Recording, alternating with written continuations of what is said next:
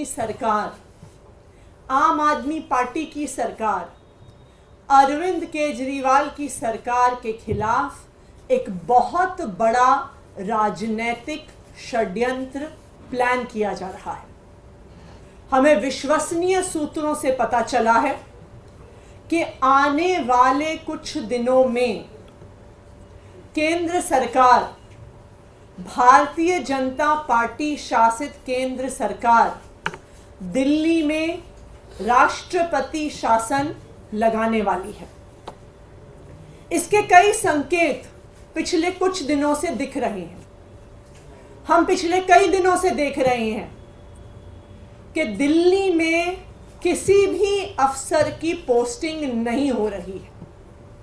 जो आईएएस अफसर हैं उनकी पोस्टिंग एमएचए द्वारा कंट्रोल्ड होती है, लेकिन पिछले कई महीनों से किसी भी सीनियर आईएएस अफसर की पोस्टिंग दिल्ली में नहीं हुई। दूसरी बात, दिल्ली के अंदर कई विभाग खाली हैं, वहां पर अफसर पोस्टेड नहीं हैं, लेकिन फिर भी दिल्ली के अंदर किसी भी अफसर को नहीं लगाया जा रहा। तीसरी बात, एलजी साहब पिछले एक हफ्ते से एमएचए को बार बार बिना किसी कारण के दिल्ली सरकार को लेके चिट्ठियां लिख रहे हैं।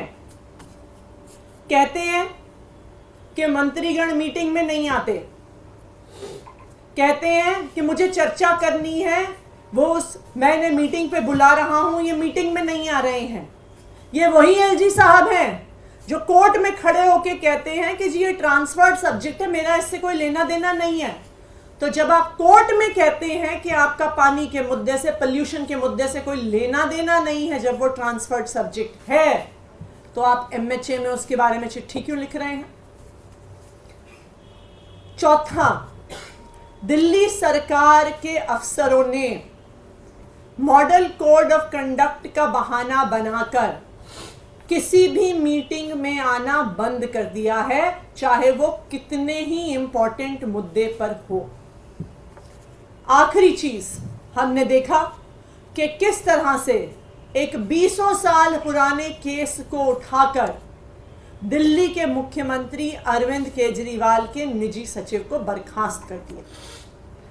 तो ये सारे लक्षण दिखा रहे हैं कि एक बहुत बड़ी साजिश हो रही है, दिल्ली की सरकार को गिराने की साजिश हो रही है, अरविंद केजरीवाल की सरकार को गिराने की साजिश हो रही है, और दिल्ली में राष्ट्रपति शासन लगाने की साजिश हो रही है। मैं दिल्ली के लोगों को भी बताना चाहती हूं कि आपको इन राजनीतिक साजिशों से डरने की जरूरत नहीं है।